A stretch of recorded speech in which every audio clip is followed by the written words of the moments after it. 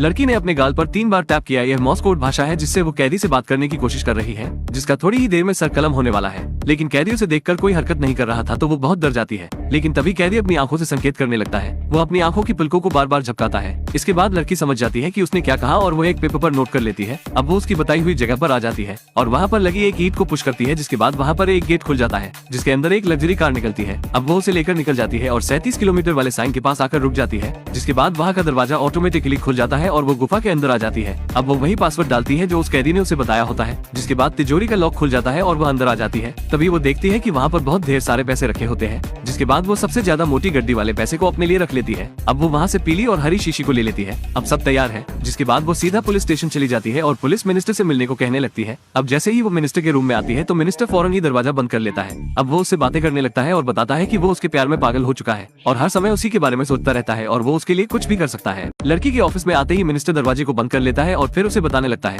कि वो उसके प्यार में कितना लट्टू है और वो उसके लिए कुछ भी कर सकता है, जिसे सुनकर लड़की मुस्कुराने लगती है। जिसके बाद लड़की अखबार को उठाती है, उसमें उसी कैदी को दिखाती है जिसका सर कलम होने वाला है। फिर उससे मिलने को कहने लगती है, जिसे सुनकर मिनिस्टर कहने लगता है कि वो कैदी तो बहुत बड़ा मुजरिम है, इसलिए उससे मिलाना थोड़ा कठिन होगा। जिसके बाद लड़की अपने हुस्न का जादू चलाने लगती है और मिनिस्टर को अपने प्यार में गिरा देती है। जिसके बाद मिनिस्टर उसे जाने के लिए हाँ बोल देता है, लेकिन वो ये भी कहता है कि वो भी साथ चलेगा और लड़की भी यही चाहती थी। अब दोनों पुलिस स्टेशन आ जाते हैं, जिसके बाद वार्डन उन दोनों से कुछ पूछताछ करते हैं तो मिनिस्टर उनसे कहता है कि वो कैदी से मिल सकते हैं कुछ पूछताछ करने के लिए। जिसके बाद कैदी को उनसे मिलाने के लिए लाया जाता है तो कैदी बिल्कुल इमोशनलेस होता है। अब तीनों लोगों को एक रूम में डालकर बंद कर दिया जाता है। जिसके बाद 3 घंटे होने के बाद रूम का दरवाजा खोल दिया जाता है। मिनिस्टर लड़की दोनों निकल जाते हैं मानो वहाँ कुछ हुआ ही ना हो। इधर कैदी भी उसी अवस्था में होता है जिस अवस्था में वो पहले था। अगले दिन कैदी जेल से बाहर लाया जाता है उसका सर कलम करने के लिए। फिर कॉलर काटकर उसे सर कलम करने वाली जगह पर उसका सर रख दिया जाता है। लेकिन कैदी फिर भी इमोशनलेस होता है, जिसे देखकर पुलिस वाले कहने लगते हैं बहुत ही हिम्मत वाला कैदी है। तभी वार्डन भी कहने लगते हैं ये मौत के नाम से एक बार भी नहीं डरा। इस बात से शेरिफ चौंक जाता है। फिर वह याद करता है जब उसने इस कैदी को पकड़ा था तो उसके घर पर बहुत से इंसानी मास्क थे जो वो चेहरा बदल कर चोरी करने के लिए इस्तेमाल करता था। जिसके बाद वो जल्लाद को रोकने ही वाला होता है, लेकिन जब तक बहुत देर हो चुकी होती है, गर्दन धड़ से अलग हो चुकी होती है। पिछली रात मिनिस्टर जब कैदी से मिलने आया था तो एना ने उसे इंजेक्शन लगा दिया था जो वो अपने अड्डे से लाई थी, जिसके तुरंत बाद मिनिस्टर के दिमाग ने काम करना छोड़ दिया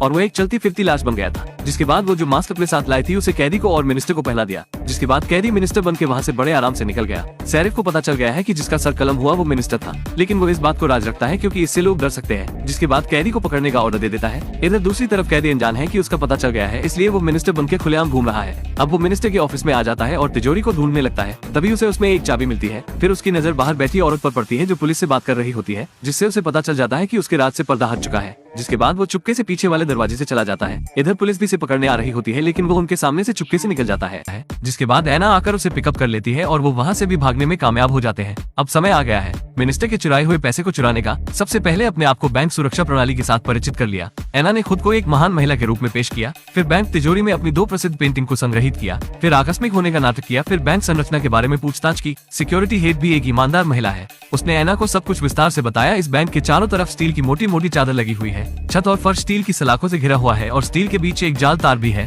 दीवार और बाहरी दीवार पर। इसे जैसे ही कोई छूता है तो अलार्म ऑटोमेटिकली बजने लगता है। अलार्म बजने के बाद पुलिस 5 मिनट के भीतर आ जाएगी। तो इस तिजोरी को फूल प्रूफ कहा जा सकता है, यहाँ तक कि एक मक्खी भी यहाँ नहीं जा सकती है। लेकिन सिक्योरिटी हेड को उम्मीद नहीं है कि वह न केवल यह अमीर महिला एना है बल्कि उसकी प्रसिद्ध पेंटिंग भी एक लेजर टूल है। उस रात मैंने एना की प्रसिद्ध पेंटिंग को एक लेजर उत्सर्जित करते देखा। स्टील प्लेटों को तुरंत पिघलाया जाता है और काट दिया जाता है। इस बीच कैदी ने भी अपना औजार ले लिया। अब सब कुछ तैयार है। कैदी ने ड्रिल जैसे टूल से तिजोरी की दीवार को काट दिया और उसे बाहर निकाल लिया। अब आगे थी जाली जिसे छूने के बाद अलार्म फौरन बज जाएगा। कैदी बिल्कुल भी नहीं घबराता है। जिसके बाद वो बड़ा संभाल कर एक स्टील पाइप को जाली के अंदर डाल देता है। फिर वो कुछ बूंद एक्वा रेजिया के ताले पर डाल देता है, जिससे लॉक पिघल जाता है। ये लॉक ड्रेनेज पाइप का था। जिसके बाद पाइप का सारा पानी बाहर निकलने लगता है। पानी इतना हो जाता है कि वो जाली तक आ जाता है। जिसके बाद अलार्म तुरंत बजने लगता है, जिसे सुनकर सिक्योरिटी वाले चेक करने लगते हैं तो उन्हें पता लगता है ये सिर्फ पानी होता है जो वाटर लीकेज की वजह से वहाँ पर आ गया होता है। ये सोचकर वो अलार्म को बंद कर देते हैं। जिसके बाद वो फायर ब्रिगेड को फोन कर देते हैं। फायर ब्रिगेड को आने में 5 मिनट लगेंगे, जिससे कैदी को काफी समय मिल जाता है चोरी को अंजाम देने के लिए। ये सब प्लान का हिस्सा है। अब बैंक की मैनेजर जब बैंक आ रही होती है तो एना पेड़ काटकर उसका रास्ता रोक लेती है, जिससे फायर ब्रिगेड वालों के पास तिजोरी की चाबी नहीं होगी और वो उसे खोल नहीं पाएंगे। सब कुछ प्लान के हिसाब से हो रहा है। लेकिन इधर पुलिस को भी पता लग जाए कि मरने वाले मिनिस्टर के पास बहुत पैसा था, इसलिए वो उस जगह को ढूंढने लगते हैं जहां उसने छुपाया होता है। और इधर तिजोरी में भी कुछ गड़बड़ हो रही होती है तो उन्हें लगता है कि यह कोई इत्तेफाक नहीं हो सकता है, इसलिए वो पुलिस को बैंक के चारों ओर लगा देते हैं। और कुछ पुलिस वालों को गटर के ऊपर नजर रखने के लिए कह देते हैं। अब जैसे ही पानी गेट के ऊपर होता है तो वहाँ की बिजली बंद हो जाती है, जिसके बाद वो अपने काम पर लग जाता है और थोड़ी देर में कैदी को मिनिस्टर का करोड़ों का खजाना मिल जाता है। अब जब कैदी ऊपर आ रहा होता है तो ऊपर पुलिस पहरा दे रही होती है, लेकिन ऐना उन्हें ठिकाने लगा देती है और दोनों चोरी करके वहाँ से भागने में कामयाब हो जाते हैं। उम्मीद है कि आपको हमारी ये कहानी पसंद आई होगी। कृपया हमारे चैनल को सब्सक्राइब करें और सभी अपडेट्स के लिए बेल आइकन जरूर क्लिक करें। और हाँ, वीडियो लाइक और शेयर करना मत भूलिएगा। Bye bye.